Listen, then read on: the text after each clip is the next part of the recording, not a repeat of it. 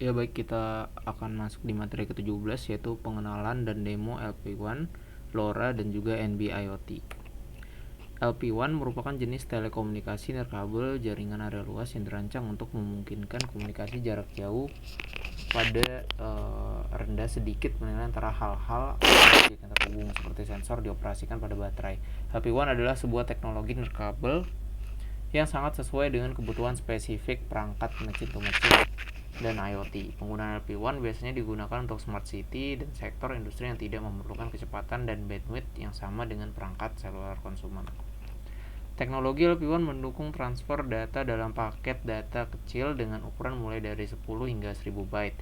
Hal ini memungkinkan peningkatan efisiensi dan kecepatan yang dioptimalkan mulai dari 3 KB per second hingga 375 KB per second. Karena jaringan LP1 beroperasi dengan efisiensi daya dan bandwidth yang lebih tinggi, serta pada area yang lebih luas, infrastruktur dan perangkat keras yang dibutuhkan pun lebih sedikit, sehingga terjadi efisiensi biaya. Contoh dari penggunaan LP1 ini adalah perangkat untuk pemantauan kualitas udara, deteksi hunian, pelacakan aset, dan pemantauan lingkungan. Penggunaan salah satu LP1 yaitu LoRaWAN pada pendeteksi lingkungan seperti persediaan air, kapasitas sampah, vending machine, deteksi api, dan lain-lain yang terhubung ke gateway yang kemudian akan dikirimkan ke internet. LP1 memiliki keunggulan dibandingkan dengan teknologi lain seperti LTE, radio pada 2,4 GHz, dan lain-lain. Keunggulan yang pertama yaitu LP1 mendukung konektivitas yang sangat jauh, bahkan hingga 10 km, bahkan bisa menembus bawah tanah. Jangkauan biasanya diukur dengan sensitivitas sinyal penerima. LP1 bahkan bisa mencapai minus 130 untuk dapat bertukar data. Sistem LP1 mengadopsi beberapa pendekatan untuk mengoptimalkan efisiensi daya sehingga baterai dapat bertahan selama bertahun-tahun pada perangkat. Perangkat dapat diatur menjadi deep sleep saat tidak melakukan transmisi data. Selanjutnya, protokol pada akses kontrol layar dapat meminimalkan overhead data. Low cost, protokol LP1 yang disederhanakan, bandwidth yang diturunkan, dan transfer data yang ringan dapat menurunkan biaya pemasangan infrastruktur dan perangkat keras yang diperlukan. LoRa merupakan sistem komunikasi wireless untuk Internet of Things, menawarkan komunikasi jarak jauh lebih dari 15 km di remote area dan berdaya rendah 5 sampai dengan 10 tahun. LoRa merupakan teknologi IoT yang dibangun oleh Cycle of Grenoble, yaitu perusahaan di Prancis, lalu diakuisisi oleh Semtech pada 2012 dengan menggunakan frekuensi 433, 868, 915, dan 923 MHz, tergantung regulasi negara.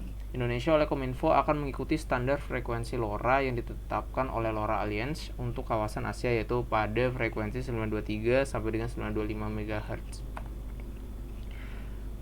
Fitur LoRa yang pertama yaitu geolocation, memungkinkan mendeteksi lokasi keberadaan suatu benda tanpa biaya alias gratis. Biayanya rendah, dapat mengurangi biaya dengan mengurangi biaya infrastruktur, biaya operasional, dan sensor-sensor yang dapat mempunyai jaringannya sendiri. Terstandar, dibuat agar dapat berinteraksi dengan berfungsi dengan produk atau sistem lainnya. Kemudian dayanya rendah dengan konsumsi daya yang dibutuhkan hanya berkisar dari 13 mAh hingga 15 mAh sehingga baterai dapat bertahan hingga 20 tahun. Jarak yang jauh LoRa dapat memancarkan hingga 100 km, aman tertanam end-to-end enkripsi AES 128, kapasitas tinggi mendukung jutaan pesan per base station, ideal untuk operator jaringan publik yang melayani banyak pelanggan. LoRa ditetapkan untuk pengiriman data dari sensor ke gateway berupa LoRaWAN atau LoRa Gateway. Gateway tersebut dapat terhubung ke server IoT yaitu AWS IoT. LoRa menggunakan modulasi Chirp Spread Spectrum atau CSS yang telah diadopsi oleh IEEE untuk standar Low Rate Wireless Personal Area Networks. Beberapa istilah dasar pada CSS, yang pertama ada bit, yaitu satuan dasar informasi digital dan bersifat biner. Kemudian ada simbol, satu simbol dapat memuat beberapa bit data, dapat berbentuk waveform ataupun code. Yang ketiga ada chip, yaitu satuan elemen dalam konteks Chirp Spread Spectrum yang berbentuk pulsa atau pulse. Kemudian ada chirp, compressed high intensity radar pulse, merupakan meningkatnya sinyal frekuensi, itu disebut dengan up chirp, atau turun itu disebut dengan down chirp terhadap waktu. Istilah chirp rate sama dengan simbol rate secara umum. Nah, ini merupakan grafik dari modulasi LoRa ya. Kemudian salah satu perangkat LoRa dapat diterapkan di Indonesia adalah modul LoRa SX1276 dengan frekuensi 915 MHz. Nah, spesifikasi dari LoRa SX1276 ditampilkan pada tabel berikut ya. Dapat dilihat frekuensinya, bandwidthnya, throughput, sensitivitas, konsumsi daya, dan juga ukurannya.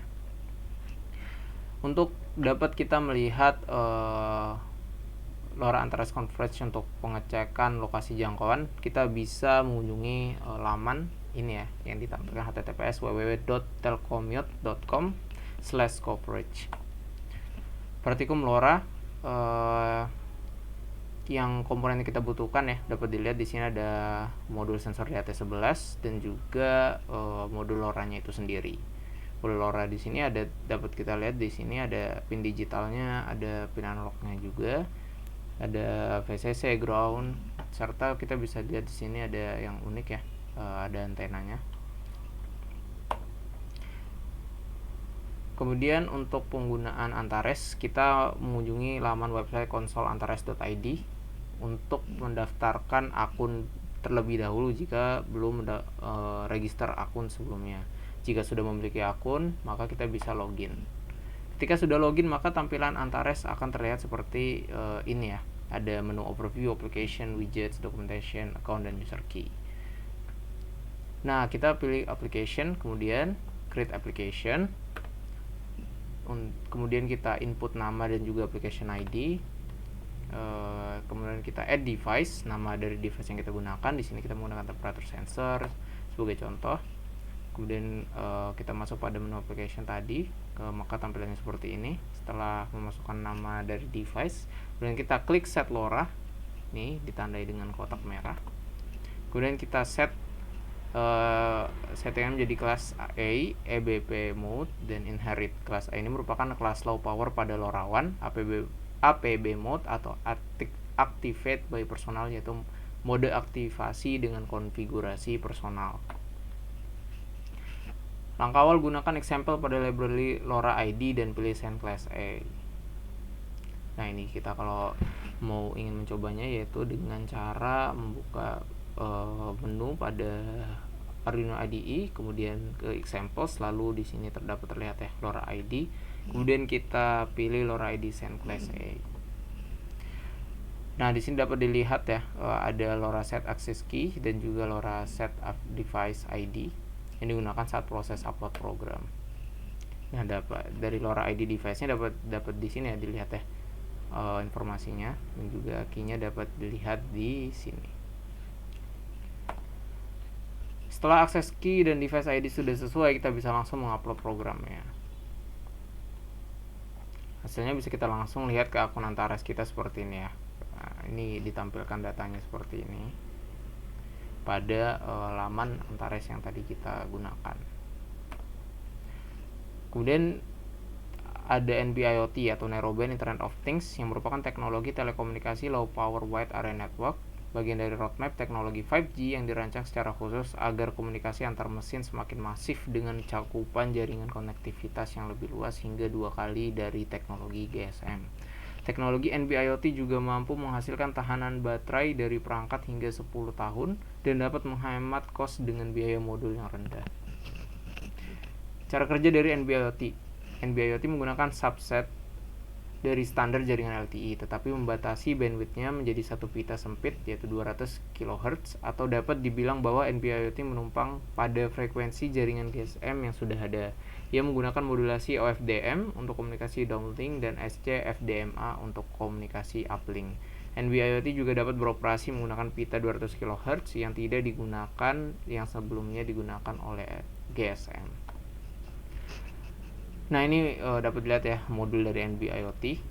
NB-IoT saat ini banyak dikembangkan oleh perusahaan telekomunikasi yang sebelumnya sudah membangun infrastruktur komunikasi GSM, LTE, dan lain-lain dengan menggunakan frekuensi berlisensi. Maka dari itu, untuk dapat terhubung melalui jaringan NB-IoT, kita harus membayar layanan tersebut menggunakan SIM card layaknya penggunaan jaringan LTE pada ponsel. Jadi kalau kita ingin menggunakan NB-IoT, maka kita harus membayar seperti layaknya kita membayar ketika kita menggunakan SIM card. NB-IoT, contoh komponen NB-IoT yaitu model SIM 7000E, SIM 7000C, dan SIM 7020C. Nah, di sini dapat kita lihat ya gambar dari SIM 7000C, dan ini adalah contoh dari spesifikasi dari modul SIM 7000E. Kemudian ini adalah rangkaian dimana ketika kita ingin mencoba praktikum dengan menggunakan NB-IoT ya. Nah, untuk praktikumnya kita dapat ke memasuki laman Antares. Step-stepnya sama seperti tadi, masukkan nama device yang digunakan, kemudian memprogram di Arduino. Nah, nanti tampilannya seperti ini.